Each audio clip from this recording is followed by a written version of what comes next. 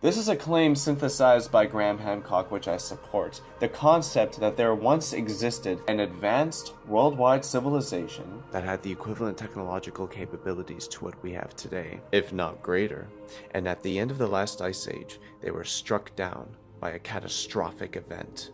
We find pyramids and megaliths around the world. We are told that there are no connections between the cultures that constructed these megaliths. The established view will place the inhabitants surrounding each of these megaliths to be the descendants of the creators, but in most circumstances, such as the one in central Mexico, the inhabitants themselves have claimed to have inherited these structures from earlier people, who most would refer to as the gods. All these structures have a relationship with a phenomenon known as the precession of the equinoxes, a process of recording time in relationship to a slow wobble of the Earth on its axis. A process that no primitive society could have possibly observed, as this wobble takes roughly 25,920 fucking years to complete, moving 1 degree every 72 years.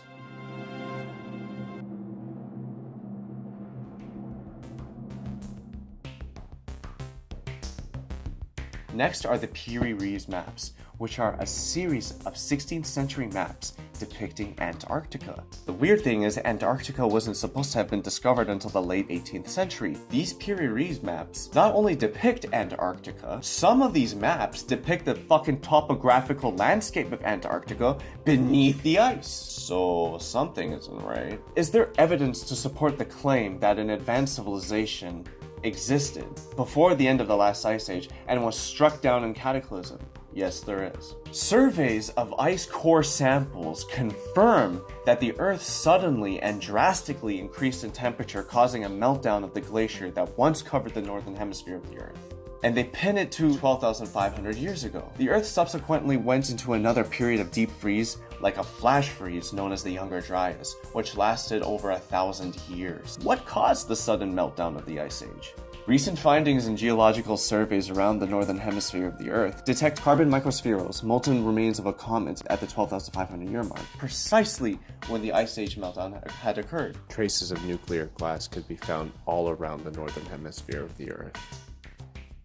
Such crystals can only be formed under intense high pressure and heat, as experienced during such a comet impact event. This impact event is classified as the YDB impact event. This comet impact wiped out all the mega mammals of the Ice Age.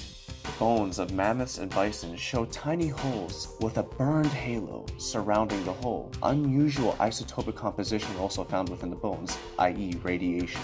The reason that no impact crater exists is simply because that this comet hit the ice glacier that covered the northern hemisphere of the Earth. It was a 2-mile thick piece of ice. The kinetic force of the comet impact would melt down the ice at such a rapid rate that mass floods would occur, raging through the entire planet. Waves up to 1,000 feet high, just ripping through the lands, virtually destroying everything in its path before adding itself into the rising sea levels.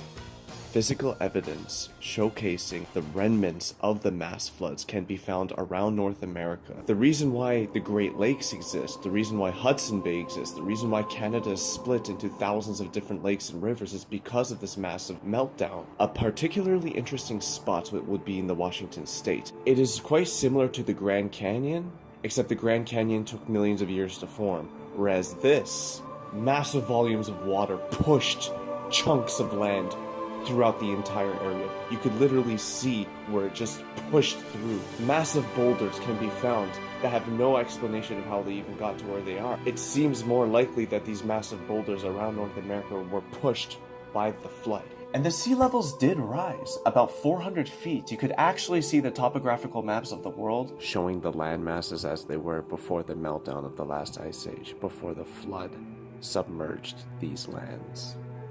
This is why different cultures and religions around the world have flood myths or speak of a great flood, forcing humanity to restart. Consider this. The established view is that humanity slowly progressed from a hunter-gatherer species to an advanced civilization within a span of 10,000 years. Well, if it only takes 10,000 years for us to evolve from a primitive tribe to an advanced species, how many times have we risen and fallen as a species if we're looking at the fossil record, which shows that for 180,000 years at least, we were the same creature as we are now. Religions metaphorically tell the story of how man has risen to the height of the gods, only to be struck down. The Tower of Babel, the lost city of Atlantis, the Epic of Gilgamesh. Curiously, Plato, the man who tells the story of Atlantis, says it submerged around 10,500 BC, which places his story, his flood myth, directly in line with the evidence suggesting a mass flood to have occurred at that time, 10,500 BC, due to the meltdown of the ice glacier caused by the comet impact. The comet impact that wiped out this worldwide civilization that we descend from. The catastrophe literally divided mankind, forcing us to resettle in separate locations, to restart again, generation by generation, slowly forgetting our past, as we re-evolved and restarted our entire civilization.